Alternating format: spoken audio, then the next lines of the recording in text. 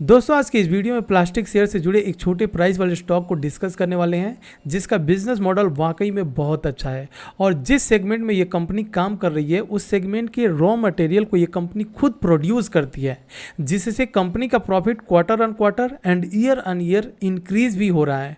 और अगर आप ऐसे ही कम प्राइस वाले स्टॉक को ढूंढ रहे हैं जिसका फंडामेंटल अच्छा हो और कंपनी का बिजनेस अच्छा हो और अपने सेगमेंट में ये कंपनी अच्छा काम कर रही हो तो उन्हीं में से ये कंपनी एक है और आगे चल करके ये कंपनी काफ़ी अच्छा रिटर्न भी दे सकता है, क्योंकि जिस तरह से मार्केट अभी गिरा हुआ है मुझे ऐसा लगता है कि इसका करेक्शन ऑलमोस्ट खत्म हो चुका है। तो दोस्तों उसे हम लोग चार्ट पर देखेंगे। तो दोस्तों ये बहुत छोटी सी वीडियो बनने वाली है और बिना स्किप किए हुए इसे देखिएगा ताकि आपको पता चल पाए कि किस भाव पर हमें खरीदना है और आगे हमारा टारगेट कितना हो सकता है। दोस्तों कंपनी का नाम है फिनोलेक्स इंडस्ट्रीज, जिसे फिन पाइप के नाम से जाना जाता है। तो वीडियो स्टार्ट करते हैं और कंपनी के की पॉइंट को देखते हैं। दोस्तों डोमेस्टिक मार्केट में ये एक ऐसी कंपनी है जो पीवीसी पाइप और फिटिंग के निर्माण में उपयोग किए जाने वाले कच्चे माल को खुद अपनी आवश्यकता के अनुसार उत्पादन करती है, जो 2008 में 11% हुआ करता था और 2022 में बढ़कर के 86% तक का हो चुका है।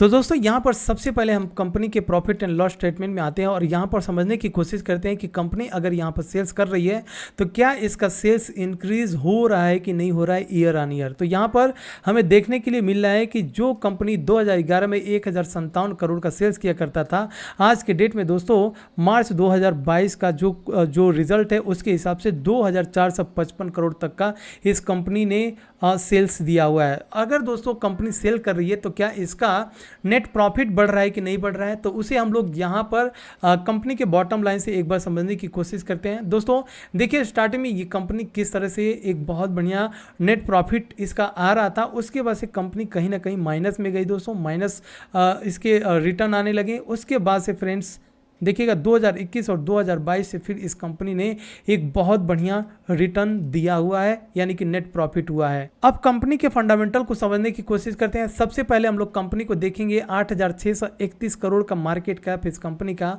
और इस कंपनी को यहाँ पर हम लोग वैल्यूएट करने की कोशिश करेंगे। देखिए दोस्तों किसी भी प्राइस पर अगर हमें बाई करना हो तो 2-3 पैरामीटर लगा करके हम लोग समझने की कोशिश करते हैं कि जहाँ पर हम बाई कर रहे हैं वाकई वो एक फेयर प्राइस है कि नहीं है। नहीं तो होता है क्या है दोस्तों, हम बुक वैल्यू से बहुत ऊपर चढ़ करके बाई करते हैं स्टॉक को, और जब वो स्टॉक नीचे आ जाता है तो हमें बहुत दिनों तक इंतजार करना पड़ता है अपने बाइंग प्राइस पर जाने के लिए। तो यहाँ पर हम लोग बुक वैल्यू को सबसे पहले देखेंगे और बुक वैल्यू को अगर हम लोग देखें तो 62 है और इसका करंट प्राइस चला 139, मतलब ये अपने प्राइस टू बुक वैल्यू को अगर आप देखोगे 2.22, मतलब अपने बुक वैल्यू से ऑलमोस्ट 2.25 गुना तक ये कंपनी भागी है। तो ये हो गया सबसे पहला हमारा पैरामीटर दोस्तों। उसके बाद से हम किसी भी स्टॉक को खरीदने जाते हैं तो उसका हमें स्टॉक का पी देखना बहुत ही जरूरी होता है। फ्रेंड्स स्टॉक का पी मात्र 11 है, तो यहां हमारा दूसरा पैरामीटर सेट होता है कि हम जिस प्राइस पर 139 अभी प्राइस है और जिस प्राइस पर हम खरीदने जा रहे हैं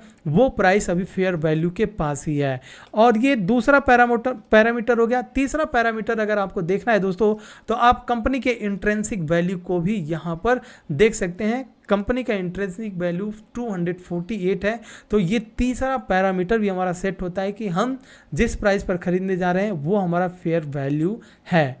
दोस्तों कंपनी के अगर प्रोस एंड कॉन्स की बात करें तो ये दोनों का दोनों बहुत बढ़िया है, और अगर हम लोगों ने यहाँ पर एक चीज़ मिस किया हुआ है कि कंपनी, यहाँ पर एक चीज़ देख लेते हैं सबसे पहले फ्रेंड्स।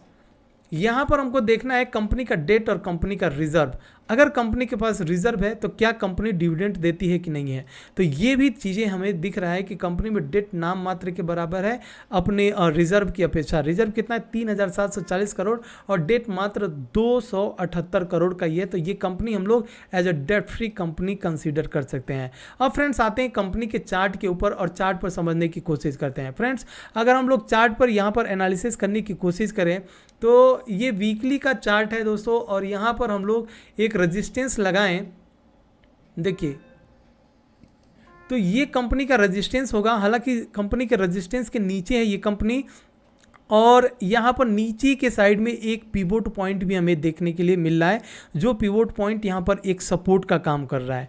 तो अगर हम लोग यहाँ पर देखें तो कहीं ना कहीं कंपनी अब एक साइडवेज जोन में आ चुकी है। साइडवेज जोन में आने का मतलब कि कहीं ना कहीं ये कंसोलिडेट करेगा और कंसोलिडेट करने के बाद से फिर जब प्राइस यहाँ से ऊपर निकलेगा तब हम इसमें एक बहुत बढ़िया प्रॉफिट ले सकते हैं। फ्रेंड्स, अगर हम लोग प्रॉफिट की बात करें या टारगेट की बात करें तो टारगेट सबसे पहला अगर हम लोगों ने देखा था इंट्रिंसिक वैल्यू 248 था, कम से कम 200 तक तो हमें ये प्राइस दिखा सकता है। अगर ये 200 भी दिखाता है दोस्तों तो हमें एक स्विंग ट्रेड में या शॉर्ट टर्म में एक बहुत बढ़िया अपॉर्चुनिटी होगी इस कंपनी से प्रॉफिट लेने के लिए। वहीं अगर ये कंपनी अपने ऑल टाइम हाई को भी ब्रेक करता है तो फिर इसे लॉन्ग टर्म में एक बहुत बढ़िया प्रॉफिट भी हम लोग अर्न कर सकते हैं। तो फ्रेंड्स, वीडियो कैसी लगी?